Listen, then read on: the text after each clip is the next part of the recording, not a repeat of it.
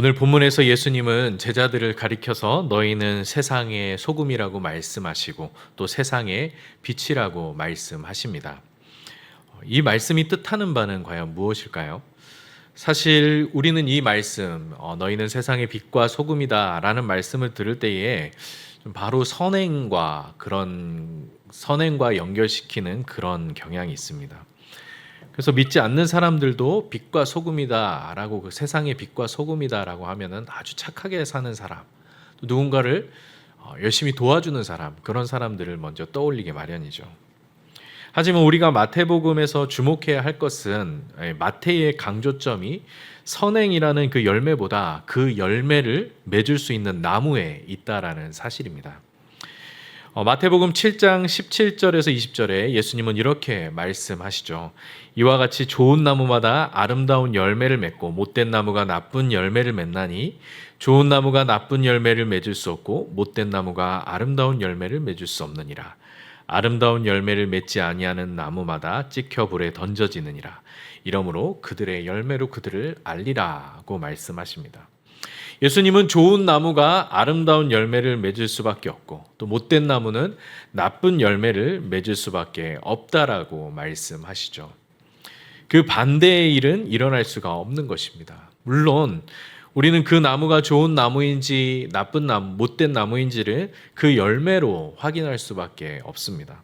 그럼에도 불구하고 변할 수 없는 사실은 열매보다 나무가 먼저라는 사실이죠.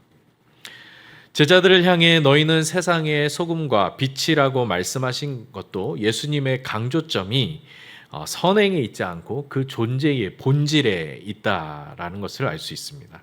우리의 존재가 소금이라고 한다면 짠맛을 낼 수밖에 없는 것이죠. 또한 우리의 존재가 빛이라면 어둠을 밝힐 수밖에 없는 것입니다.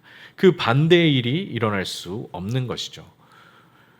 만약 소금이 그 맛을 잃어버린다면 더 이상 소금이 아니기 때문에 그러므로 그것은 버려질 수밖에 없다라고 말씀하시고 또한 빛이 어둠을 밝힐 수 없다라면 더 이상 빛이 아니기 때문에 사람들은 그 빛을 얻기 위해 등불을 말 아래 두지 않고 등경 위에 두어서 온 집안을 밝히게 하는 것입니다.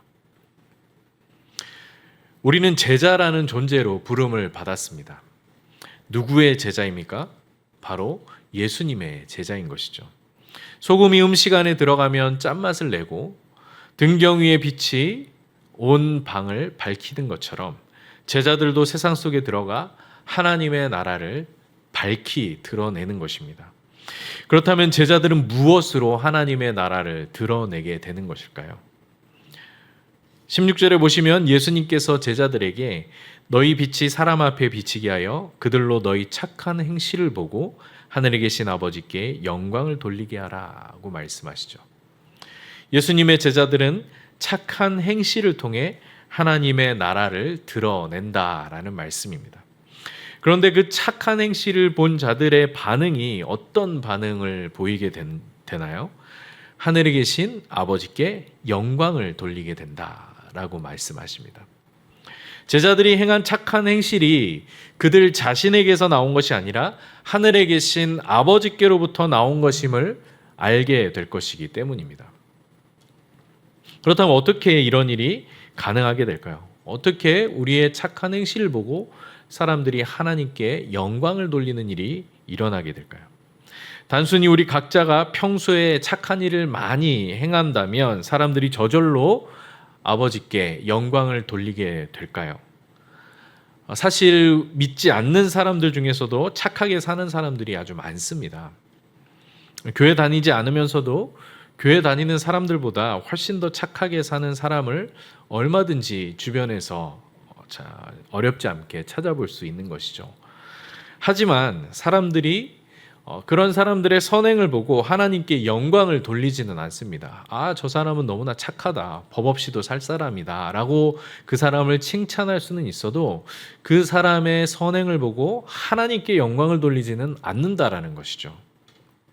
그렇다면 제자들도 단순히 착하게 사는 것만으로 사람들이 하나님께 영광을 돌리게 되는 것은 아니라고 볼 수 있습니다. 제자들이 행하는 선행이 하나님께로부터 온 것임을 세상 사람들이 알게 될 때 비로소 하나님께 영광을 돌리게 되는 것이죠. 그러므로 열매보다 중요한 것이 바로 나무라는 것입니다. 즉 선을 행하기 전에 먼저 우리는 예수님의 제자가 되어야 하는 것이죠. 우리가 예수님의 제자가 되어서 예수님의 이름으로 선을 행할 때에 비로소 사람들이 그 선행이 하나님께로부터 온 것임을 알고 하나님께 영광을 돌리게 된다라는 것입니다. 여러분, 우리가 예수님의 제자인 것을 가장 잘 보여줄 수 있는 방법은 무엇일까요? 그것은 바로 교회를 통해 선을 행하는 것입니다. 우리가 세상 속에서 살다 보면 내가 예수님의 제자라는 것을 드러낼 기회가 사실 많지 않죠. 나와 아주 가까운 사람이 아닌 이상은 내가 예수님을 믿고 교회 다니는 사람인 것을 알기가 어렵습니다. 하지만 우리가 예수님의 제자 공동체인 교회를 통하여 선을 행할 때에 사람들은 우리가 제자인 것을 알게 되고 하나님께 영광을 돌리게 될 것입니다. 물론 개인적으로 선을 행하며 사는 것도 매우 중요하지만 우리는 예수님의 제자로서 우리가 속한 교회 공동체가 세상에서 빛과 소금의 역할을 잘 감당할 수 있도록 교회의 선한 사업들에 관심을 가지고 거기에 동참할 필요가 있다라는 것입니다. 그렇지 않고 개인의 덕만 쌓으려 하고 교회의 선한 사업에는 무관심하다라고 한다면 세상 사람들은 여러분을 칭찬할지는 몰라도 하나님께 영광을 돌릴 수는 없을 것입니다. 어떤 사람들은 나는 11조를 교회에 하지 않고 여러 자선단체에 하겠다라고 생각하는 사람들도 있습니다. 내가 그렇게 해서 내 헌금이 선한 일에 쓰임받을 수 있다라면 나는 자선단체에 11조를 내겠다라고 생각하는 사람들이 있습니다. 그러한 사람들의 선행을 보고 세상 사람들이 하나님께 영광을 돌리지 않는다라는 것입니다. 교회를 통해, 교회가 하는 선한 사업을 통해 교회가 세상의 빛과 소금의 역할을 감당할 수 있도록 교회의 선한 사업들에 관심을 가지고 거기에 우리가 물질로서 또한 헌신으로서 참여해야 한다는 것입니다. 우리가 참여해야 할 교회의 선한 사업들은 무엇이 있을까요? 비록 나는 부족하지만 나와 동일한 부르심을 받은 예수님의 제자들이 교회에 모여서 한 마음으로 헌신하고 또 그것을 나눌 때에 사람들은 우리가 제자인 것을 알게 되고 또한 하나님께 영광을 돌리게 될 것입니다. 이처럼 제자라는 나무에서는 선행이라는 열매가 맺히게 마련입니다. 그렇다면 하나님은 어떻게 우리로 하여금 선행의 열매를 맺게 하실까요? 우리가 예수님의 제자가 되면 그냥 저절로 선행의 열매가 맺히게 될까요? 여러분은 예수님을 믿고 난 뒤에 저절로 선을 행하게 되던가요? 예수님을 믿고 난 뒤에 자동으로 착한 일을 하고 싶은 마음이 생기던가요? 그렇지 않다라는 것입니다. 예수님을 믿는다고 자동으로 선행이 따라오는 것이 아니라면 하나님은 어떤 방법으로 우리에게 선행의 열매를 맺게 하시는 걸까요? 오늘 본문의 17절과 18절을 우리 다 같이 한번 읽어보겠습니다. 내가 율법이나 선지자를 폐하러 온 줄로 생각하지 말라. 폐하러 온 것이 아니요 완전하게 하려 함이라. 진실로 너희에게 이르노니 천지가 없어지기 전에는 율법의 1.1획도 결코 없어지지 아니하고 다 이루리라. 예수님께서 그 율법을 완전하게 하심으로 율법과 선지자들의 예언을 완전하게 이루심으로써 우리에게 선행의 열매가 맺어지게 할 것이라는 말씀입니다. 예수님은 율법과 선지자의 예언을 폐하러 오신 분이 아니라 그것을 완전하게 하려고 오신 분입니다. 여기서 완전하게 하다라는 뜻의 헬라어인 플레로사이는 문자적으로 꽉 채우다라는 의미를 갖지만 문맥에 따라서는 완수하다, 끝내다, 성취하다라는 등의 다양한 의미로 해석할 수 있습니다. 18절에서 예수님은 천지가 없어지기 전까지 율법의 1.1획도 없어지지 않고 다 이루리라고 말씀하셨습니다. 따라서 예수님은 종말이 오기까지 율법과 선지자의 예언을 완전히 성취하러 오신 분이다라는 것을 마태복음은 강조합니다. 그래서 우리가 마태복음을 읽어보면 다른 복음서보다 이것은 율법을 성취하기 위한, 선지자들의 예언을 성취하기 위한, 하나님의 말씀을 성취하기 위한 하나님의 역사라는 것을 항상 강조하는 것을 우리가 보게 됩니다.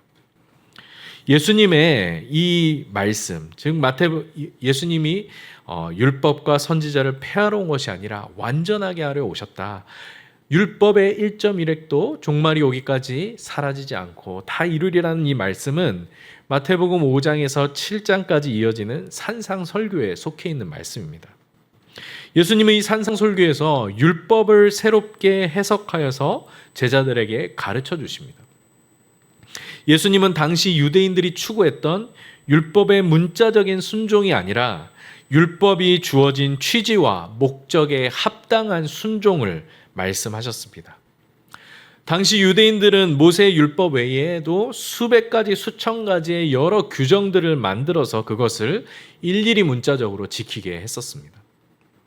예를 들어 안식일법만 해도 안식일에 하지 말아야 할 39가지 일에 대한 규정을 만들어서 그것을 지키는 것이 안식일을 지키는 것이다 라고 강조했던 것이죠. 이러한 금지 규정을 가리켜서 멜라카라 불렀는데 그 안식일 금지 규정의 내용들을 한번 보면 안식일에 하지 못하게 하는 일이 어떤 일들이냐면 씨 뿌리는 것, 밭을 가는 것, 추수하는 것 등을 비롯하여서 바느질하는 것, 반죽하는 것, 알파벳을 2글자 이상 쓰거나 그것을 지우는 행위, 불을 지피거나 끄는 행위, 물건을 2m 이상 옮기는 행위 등을 금하고 있습니다. 이러한 세세한 규정들을 금령으로 만들어서 그것을 어기는 것은 안식일을 어기는 것과 같다라고 본 것이죠. 자, 그렇다면 이 규정을 문자적으로 지킨다면 우리는 안식일을 거룩하게 지키는 것이 될까요?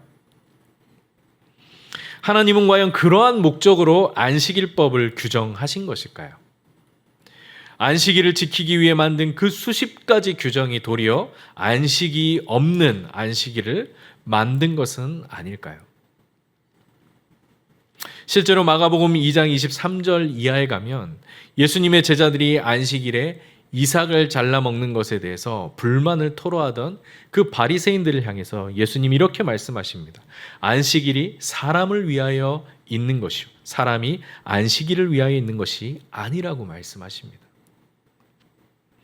또 이어서 안식일에 손 마른 사람을 고치는 것이 옳은 것인지 묻는 자들을 향해 예수님은 너희 중에 어떤 사람이 양 한 마리가 있어 안식일에 구덩이에 빠졌으면 끌어내지 않겠느냐? 사람이 양보다 얼마나 더 귀하냐? 그러므로 안식일에 선을 행하는 것이 옳으니라 라고 말씀하신 뒤에 그 손 마른 사람의 병을 고쳐주셨습니다. 그 당시에 바리새인들은 또 바리새인들과 율법사들은 죽는 일이 아닌 이상은 병을 고치는 일을 안식일에 하지 못하게 했던 것이죠. 이 안식일과 관련된 두 사건은 예수님이 바로 안식일의 주인이시며 또 안식일법의 진정한 의미를 성취하는 분이심을 분명하게 보여주고 있습니다. 안식일에 하지 말아야 할 수많은 규례들을 문자적으로 일일이 지키는 것이 진정한 안식일을 지키는 것이 아니라 자비를 베풀고 선을 행하며 이웃을 회복시켜 주는 것이 이웃의 필요를 채우는 것이 곧 안식일을 성취하는 일이라는 것을 보여주신 것입니다. 그래서 이러한 어떤 신학자들은 이렇게 말하는 신학자들도 있습니다. 안식일에 하지 말아야 할 것은 평일에도 하지 말아야 하고 안식일에 해야 하는 것은 평일에도 우리가 행해야 하는 것이다 라고 말하죠.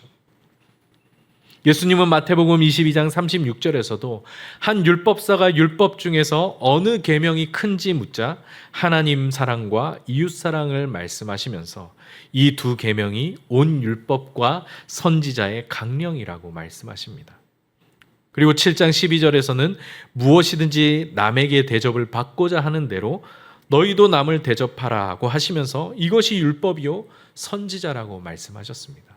율법과 선지자의 강령, 율법과 선지자의 예언을 성취하는 일이 무엇인지 예수님은 제자들에게 분명하게 해석하여 말씀해 주시는 것이죠. 예수님은 이처럼 율법과 선지자의 예언이 주어진 그 목적과 의미를 온전히 드러내시고 성취하신 분이십니다. 그러므로 율법을 문자적으로 세세히 지키는 것이 아니라 율법과 선지자를 온전히 성취하신 예수님께로 나와서 그분의 가르침을 배우고 그분의 길을 따르는 것, 한마디로 예수님의 제자가 되는 것이 의에 이르는 길이요 참 생명에 이르는 길이라는 말씀입니다. 이에 마태복음 11장 28절에서 30절에서 예수님은 다음과 같이 말씀하십니다. 수고하고 무거운 짐진 자들아 다 내게로 오라. 내가 너희를 쉬게 하리라.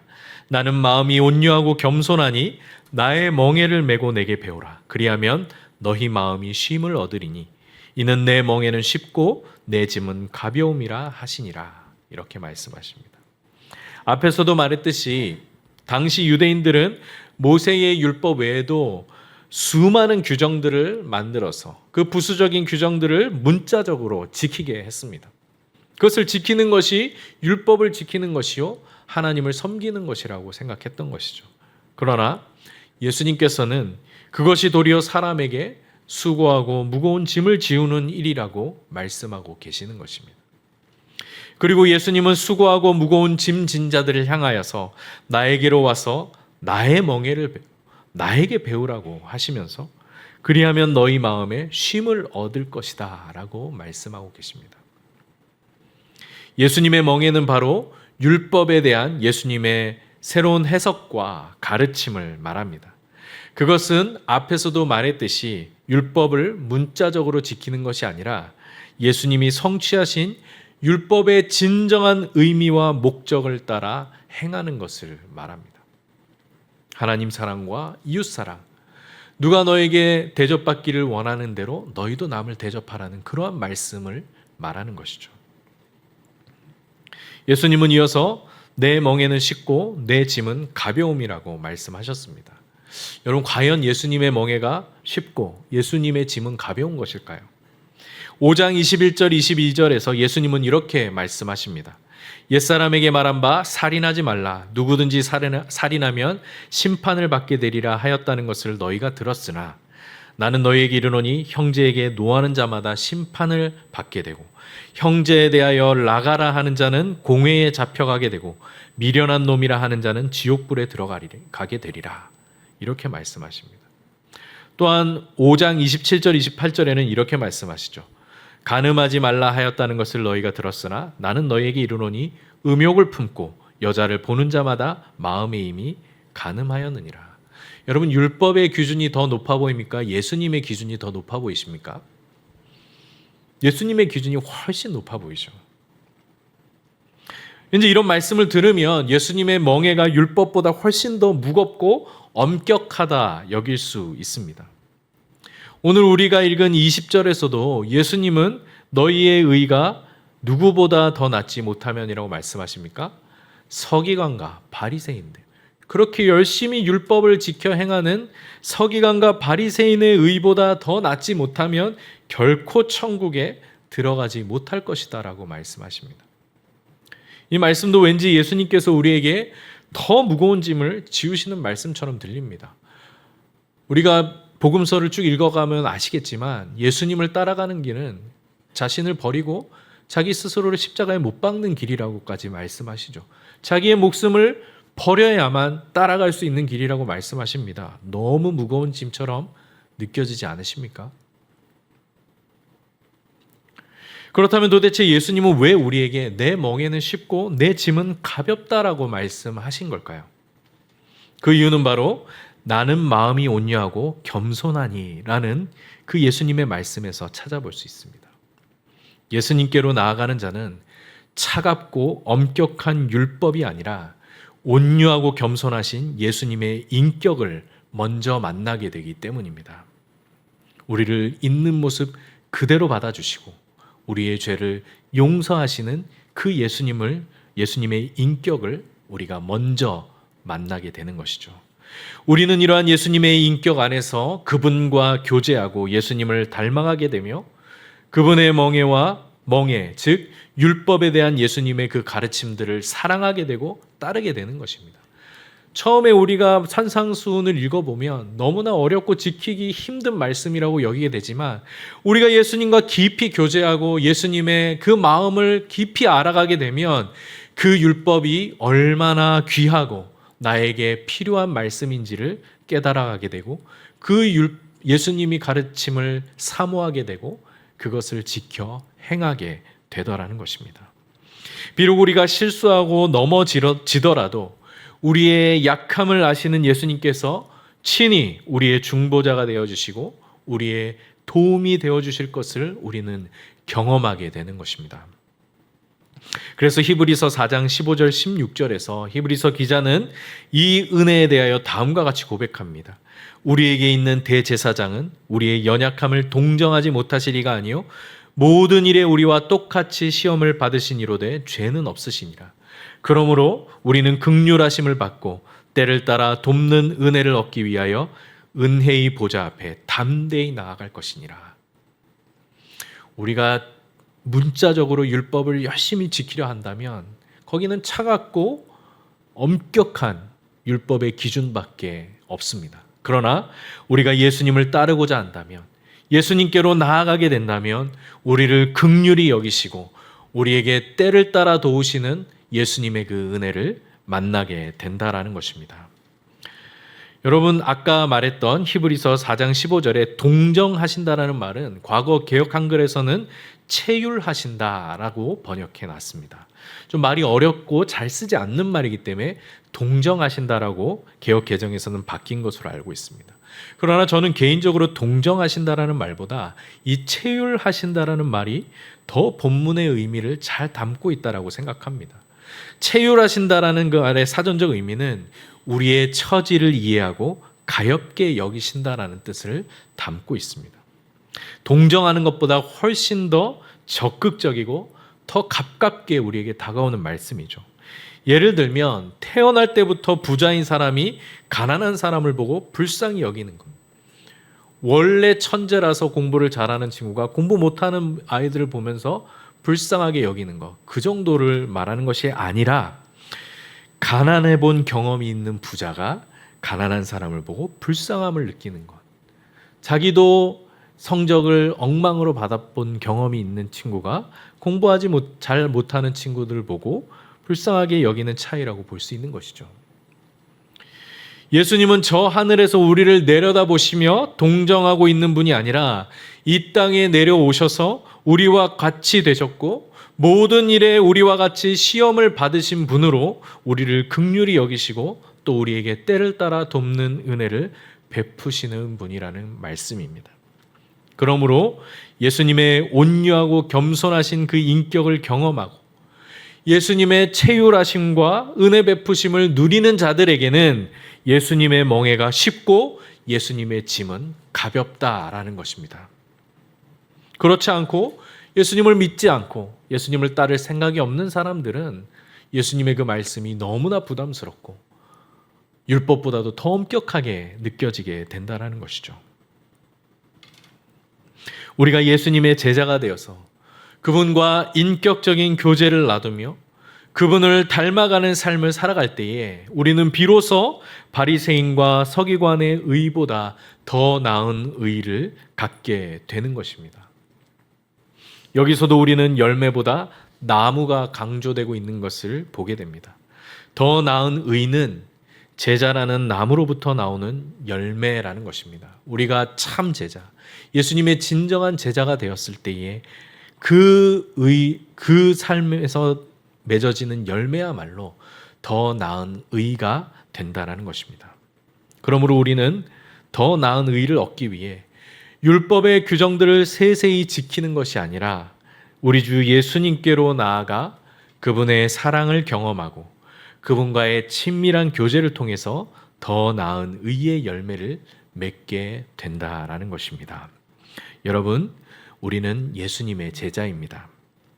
그러므로 부단히 예수님께로 나아가 그분의 멍에를 메고 그분의 가르침을 배우며 그분의 길을 따라가시는 성도님들 되시길 바랍니다.